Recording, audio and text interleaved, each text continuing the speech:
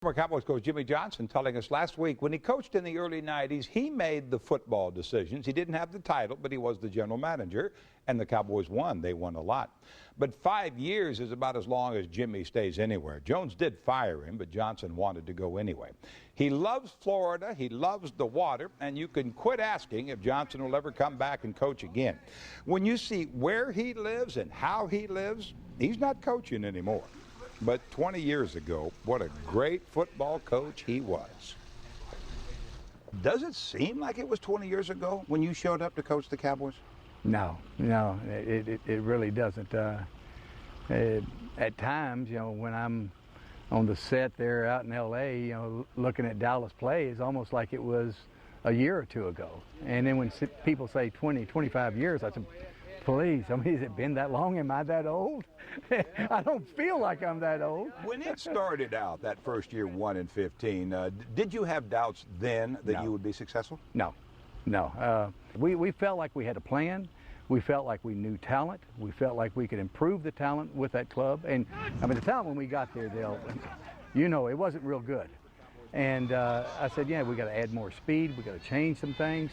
But we're going to win us a Super Bowl. It was said one time rather famously that any one of 500 coaches could coach the Cowboys. Since we've now learned that that's not true, could you have won championships with any one of 500 owners? I think we would have won wherever we were. I think being with a great organization like Dallas and being with an outstanding owner that's going to do whatever it takes to win, but at that time let me do what I needed to do. Jerry helped us win. Jerry gave us the tools to win. And Jerry wants to win. He's got a passion for winning. Sometimes it gets a little bit diverted one way or another because he wants to be right in the middle of it. But in those 5 years that I was there, people talk about him meddling. He never meddled. He really didn't. Not with you. Not with me.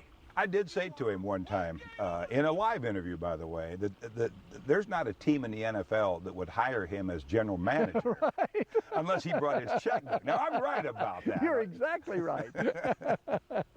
Now, they would hire him to run the organization because I think he's one of the top owners in the NFL. But as a top owner, a mutual friend of ours, Tim Kalashar, wrote this one time, that one of the responsibilities of a top owner is to hire great people and allow them to do their job. And he certainly did that in '89, but I think you can make a pretty good argument that he doesn't do that as an owner today. I keep thinking he's going to. I think he tried to do that with Bill Parcels. The problem is that Bill didn't win a playoff game. But I think had time gone on a little bit longer, I think he would have. Now, that's just me. And I've got a lot of respect for Bill and the way he runs an organization. And so I think that they probably broke ties there a little bit sooner than what they should have. The leadership aspect of a football team, how important is that inside the locker room? I think, if you've got great leadership, the players work harder, they prepare themselves, they're accountable.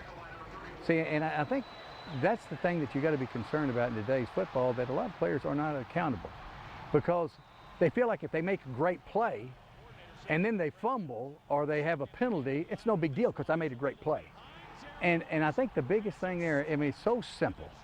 It's not who makes the most great plays. It's who makes the fewest bad plays. That's what wins in the NFL. And you look at the Cowboys now, hey, there's some players that make great players. And that gets you to thinking, God, man, this bunch is going to be good. But then they turn right around and make some bad plays. When they play the really good teams, the penalties and the turnovers, you can't win with that. I don't care how many great plays you make. If you turn the football over and you have penalties, you're not going to beat the good teams. And that's a problem with the Cowboys right now. Hopefully it'll get fixed. You're talking about Tony Romo in particular, don't you think? Well, Can the Cowboys win with him a quarterback? Yeah, I like Tony Romo. I really like Tony Romo.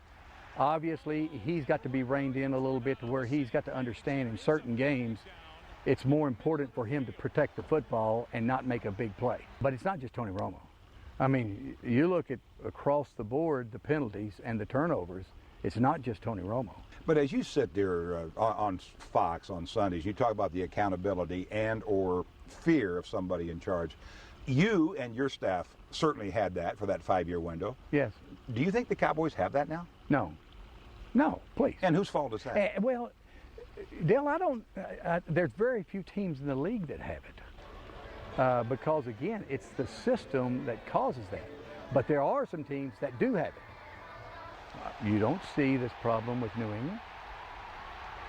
Why is that, though? I mean, how is it possible that a Belichick can run what appears to be such a tight ship, and Cowboys coaches can't, or other teams for that matter? Well, I mean, I think if you have a wide receiver that turns the football over, he's going to have to see Bill Belichick. And if Belichick, and he may not see him in a couple of weeks right, anymore. Yeah, I mean, because you're not going to bring that kind of guy in.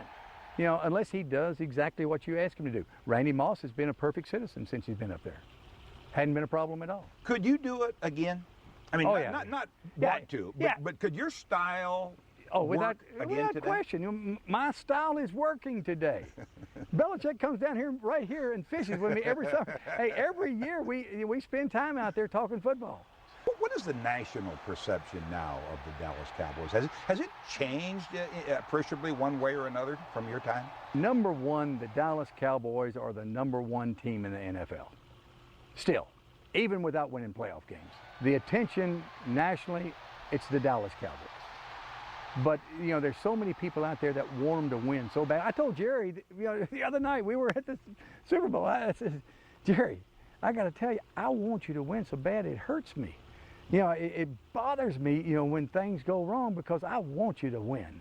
I want you to win and win big. Now, I could have said that probably maybe 15 years ago or so, but I really want them to win. I mean, and I think they will eventually. Eventually, they're going to get it straightened out. And I think I speak for everyone who's known you for a long time. How is it possible that after all these years, you haven't lost a single head of hair? Good living.